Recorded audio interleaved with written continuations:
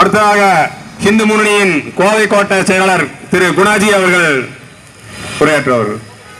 பாதகம் செய்பவரை கண்டால் பயம் கொள்ளலாகாது பாப்பா, மோதி மிதித்து விடு பாப்பா, அவர் முகத்தில் உமிழ்ந்து விடு பாப்பா என சொல்லி அநீதிக்கு எதிராக நம்மை போன்ற சாமானியர்கள் எல்லாம் போராட தூண்டிய எனதருமை மகாகவி சுப்பிரமணிய பாரதியின் பாதம் தொட்டு வணங்கி சசிகுமார் கொலை வழக்கில் நீதி கேட்டு நடைபெறும் இந்த பிரம்மாண்டமான ஆர்ப்பாட்டத்திற்கு தலைமையேற்றுள்ள இந்து முன்னணியின் மாநில தலைவர், கொங்கு நாட்டுடைய சிங்கம், காவிப்படை தளபதியான காடேஸ்வராசி சுப்பிரமணியம் அவர்களையும் மற்றும் இந்த நல்ல நிகழ்ச்சிக்கு முன்னிலை வகித்திருக்கும் கோவை மாநகர் மாவட்டத்தினுடைய தலைவர் தசரன் அவர்களுக்கும் மற்றும் இந்த நிகழ்ச்சிக்கு சிறப்புரையாற்ற வருகை வந்துள்ள இந்து முன்னணியின் மாநில பேச்சாளர் நகைச்சுவை தண்டரன் மூவாம்பிகை மணி அவர்களுக்கும் மாநில செயலாளர் ஜெயேஷ் கிஷோர்குமார்ஜி அவர்களுக்கும் மற்றும் மேடையில் அமர்ந்திருக்கக்கூடிய பெரியார்களுக்கும் தாய்மார்களுக்கும் ஏக சகோதரர்களுக்கும் வணக்கத்தை தெரிவித்துக் கொண்டு, ஏண்டா சசிகுமாரை கொன்னு போட்டு நீதி வேணும் நீதி வேணும் நீங்க வந்து போராடி அரசாங்கத்தையும் காவல்துறையும் பொதுமக்களையும் இன்னைக்கு ஏமாத்திட்டு உட்கார்ந்து இருக்காங்க. என்னங்க தப்பு செஞ்சான் சசிகுமார்? என்ன தப்பு செஞ்சான்? ஏதாவது தப்பு செஞ்சிருக்கானா? ஒரு தப்புமே செய்யலைங்க. இந்து சமுதாயத்திற்காக வேலை செஞ்சான், இந்து சமுதாயத்துக்காக போராடுறான். சசியினுடைய வேலையை சொல்லணும்னு சொன்னா பத்திரிகை துறை அப்படின்னு சொன்னா அந்த பத்திரிகை துறையில கம்யூனிசமும் தீக்காக இருப்பான். ஆனா அந்த பத்திரிகை துறையில சசியினுடைய பழக்க வழக்கம், சசியினுடைய நட்புனால இந்து முன்னணி செய்திகள் பத்திரிகையில நாள்தோறும் வெளியே வந்துட்டு இருந்துச்சுங்க. ஒரு சிரிச்ச முகம், கொலை பண்றவனுக்கு கூட பல நேரங்களில் கருணை எடுக்கிறது இல்லை. சசி மாதிரி ஒரு ஆள், யாரையும் அதிர்ந்து பேசாத, யாருகிட்டையும் கோவப்படாத ஒரு ஆள் சசிகுமார். இவனை எப்படிதான் இவனுக்கு படுகொலை செய்யறதுக்கு மனசு வந்துச்சுன்னு தெரியல. நேத்தைக்கு பொது வீதிகள்ல ஒருத்த மீட்டிங் போட்டு பகிரங்கமா சொல்றான், மேடையில பேசாதீங்கன்னா நேருக்கு நேரம் வாங்க, மோதி பார்க்கலாமா ஒரு செய்தி முகநூல்ல வந்துட்டு இருக்கு. டேய், யார கூப்பிடுறீங்க? பொட்டத்தனமா நைட் 6 பேர் 8 பேர் சேர்ந்து இருட்டுல உட்கார்ந்து மாவீரர்களை தொடர்ச்சியா கொள்ற பொட்ட பயிர்களா நீங்க? இந்து முன்னணிக்கு வந்தா சாவு இருக்கு, இந்து முன்னணி வேலை செஞ்சா சாவு இருக்கு, இந்து முன்னணி நல்லா வேலை செஞ்சா சாவு இருக்குன்னு தெரிஞ்சு கூட சாவை பத்தி கவலைப்படாம வேலை செய்ய வந்திருக்கவங்க நாங்க. யாருகிட்ட இவனுக்கு சவால் வர்றானுங்கன்னு தெரியல. பொதுவா இந்த கொலை வழக்குல நிறைய சந்தேகங்க.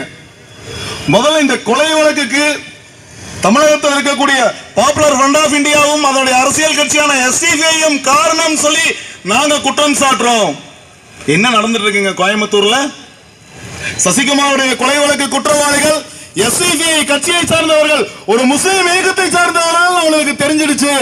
அவர்கள் தான் குற்றவாளின்னு சொல்லி முடிவாக இருக்கு. அந்த குற்றவாளிகளை காப்பாற்றுறதுக்கும் ஏதோ இந்த முஸ்லிம்கள் எல்லாம் ரொம்ப நல்லவா யோகிகார சிகாமணின்னு காட்டுறக்கும் முஸ்லிம்கள் இந்த எஸ்டிபிஐ மாதிரியான அமைப்புகள்லாம் இங்க வேஷம் போட்டுட்டு இருக்கிறான். நம்முடைய காவல்துறை சகோதரர்களும் பல நேரங்களில் தங்களுடைய கடமையை சரியா செய்யறது இல்லையான்னு கூட நாங்க வருத்தப்படுறோம். சசியினுடைய கொலை ஏன் நடந்துச்சு? என்ன காரணத்துக்காக நடந்துச்சு? இதை செய்யறதுக்கான மோட்டிவ், இதுக்கு செய்யறதுக்கான காரணம், இதை செய்யறதுக்கான தூண்டுதல் யாரு? அதுக்கு சில சம்பவம் நான் சொல்றேங்க. சமீபத்தில் நமக்கெல்லாம் தெரியும், ஒரு 25 லட்சம் ரூபாய் பணம் கேட்டு அந்த பணத்துக்காக குண்டுவெடிப்பு குற்றவாளிகள் சிறையில் இருக்கக்கூடிய பெங்களூர் குண்டுவெடிப்பு குற்றவாளி கிஷான் புகாரியினுடைய வழக்கு செலவுக்காக கோயம்புத்தூர் உக்கடத்துல கடத்த முயற்சி பண்றாங்க.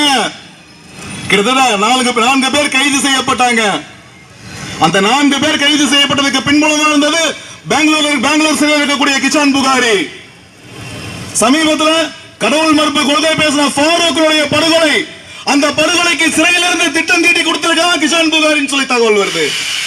ஏன் கோவை மாநகர காவல்துறை, மதிப்புக்குரிய இந்த கோவை மாநகர காவல்துறை கிட்டத்தட்ட இந்த 2 வழக்குகளையும் ஏன் கிஷான் புகாரியை குற்றவாளியா சேர்த்துல? இந்த காவல்துறை நாங்க கேட்கிறோம், கிஷான் புகாரியோட உத்தரவாக நடக்கப்பட்ட ஒரு கொலை, அந்த திராவிட கழகத்துடைய ஃபாரூக்குடைய படுகொலை, அந்த ஃபாரூக் படுகொலையில குற்றவாளியா ஏன் கிஷான் புகாரியை சேர்த்துல இந்த காவல்துறை? கோயம்புத்தூர்ல எங்க பார்த்தாலும் போஸ்டுங்க, பயங்கரவாத போஸ்ட், பிரிவினைவாத போஸ்ட், இந்துக்களுக்கு எதிராக போஸ்ட், இந்து முன்னணிக்கு எதிராக போஸ்ட், காவல்துறைக்கு எதிராக போஸ்ட். யாருக்கிட்ட பர்மிஷன் வாங்குறான்? யாருக்கிட்ட பர்மிஷன் வாங்குறான்? எத்தனை வழக்கு அவங்க மேல பதிவு செஞ்சிருக்கீங்க? நாங்க ஒரு கண்ணீரஞ்சலி போஸ்ட் ஒட்டணும்னு சொன்னா 1008 கடுபிடி. இந்த சசிகுமாருடைய படுகொலை ஆர்ப்பாட்டத்துக்கு கோயம்புத்தூர் வெஸ்ட் ஜோன்ல பிளக்ஸ் வைக்கிறதுக்கு அந்த ஏசி கிட்ட இன்ஸ்பெக்டர் கிட்ட கெஞ்ச சூழல இன்னைக்கு வரைக்கும் பிளக்ஸ் வைக்க அனுமதி இல்ல. ஆனா குடியமுத்தூர்லயும் ஆத்துப்பாலத்தையும் உக்கூடலையும் கிட்டத்தட்ட தொடர்ச்சியா அவன் வைக்கிற பிளக்ஸ் எடுக்கிறதே இல்ல, மாத்தி மாத்தி பிளக்ஸ் வச்சிருக்கான். இதுக்கு காவல்துறை எங்க அனுமதி கொடுக்கறீங்க? யார் அனுமதி கொடுக்கறது? யோசிச்சு பாருங்க. இது என்ன கோயம்புத்தூர் முஸ்லிம்களுடைய பகுதியா இல்ல முஸ்லிம்களோட ராஜ்யம் நடக்குதா? காவல்துறை முஸ்லிம்களுக்கு பயப்படுதா? என்ன பண்றீங்க? சவால் விடுறான். என்ன சவால் விடுறான்? நேருக்கு நேரா வாங்க மோதி பார்க்கலான்னு. டேய், ஒரு காலகட்டங்கள்ல முஸ்லிமோட ஆட்சி காலம் 800 வருஷம் இஸ்லாமிய சாம்ராஜ்யம் இந்த நாட்டில் இருக்கும்போது ஒரு கையில வாள் ஒரு கையில குரான், ஒண்ணு முஸ்லிமா மதமாறு இல்ல இந்த வாளுக்கு பலியாகன்னு சொல்லும்போது வாளுக்கு பயந்துட்டு முஸ்லிமா மதமாறுறவா நீ? வாளுக்கு பயப்படாம கத்திக்கு பயப்படாம சாவ மீறி இந்துவா வாழ்ந்திருக்கிறது நாங்கடா. எங்களையால சவாலுக்கு கூப்பிடுறீங்க? கோயம்புத்தூர்ல எப்படி கலவரம் வந்துச்சுன்னு சொல்லி இங்க இருக்கக்கூடிய பல காவல்துறை அதிகாரிகளுக்கு தெரியறது இல்லைங்க. கோயம்புத்தூர்ல வந்த அத்தனை கலவரங்களுக்கும் அத்தனை பிரச்சனைகளுக்கும் போஸ்டரும் பிளக்ஸும் தான் காரணம். இந்து முன்னணிக்காரன் போஸ்ட் ஒட்டும் போதும் பிளக்ஸ் வைக்கும் போதும் தேடி தேடி பாருங்க என்ன வாசகம் இருக்குன்னு பாக்குறீங்க.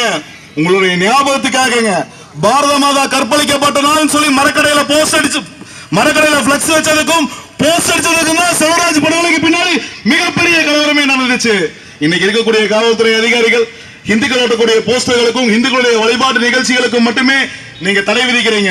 தயவு செய்து காவல்துறையும் உளவுத்துறையும் கொஞ்சம் எச்சரிக்கையா இருங்க. எஸ்டிபிஐ பிஎஃப்ஐ போன்ற பயங்கரவாத இயக்கங்களையும் தமிழ்நாடு முஸ்லிம் முன்னேற்ற கழகங்கள் இருக்கக்கூடிய சில பயங்கரவாத அமைப்புகளையும் பயங்கரவாதிகளையும் கண்காணிக்கணும். குறிப்பா கோவை சிறையில் இருந்தும் பெங்களூர் சிறையில் இருந்தும் கோயம்புத்தூர்ல மற்றும் தமிழ்நாட்டில் இருக்கக்கூடிய நல்ல ஆக்டிவா இருக்கக்கூடிய இந்து தலைவர்களை கொள்றதுக்கு அசைன்மெண்ட் ரெடி பண்ணி கொடுத்துட்டு இருக்கிறான். உளவுத்துறை எச்சரிக்கையா இருக்கணும். இந்த வழக்கை சரியான கண்ணோட்டத்தில் கொண்டு போகணும்னு சொல்லி வாய்ப்புக்கு நன்றி கூறி விடுகிறேன். நன்றி, வணக்கம்.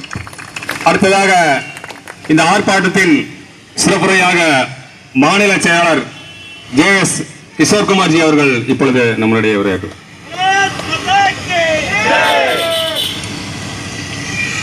வணக்கத்திற்கும் மரியாதைக்குரிய இந்த எழுச்சி மிகு ஆர்ப்பாட்டத்திற்கு தலைமை தாங்கிக் கொண்டிருக்கின்ற இந்து முன்னணியினுடைய மாநில தலைவர், கொங்கு நாட்டினுடைய காவிப்படை தளபதி, இந்துக்களின் பாதுகாவலர் காடேஸ்வர சுப்ரமணியன் அவர்களே, இங்கே சிறப்புரையாற்ற இருக்கின்ற மாநில பேச்சாளர் முகாமியை மணி அவர்களே, ஏனைய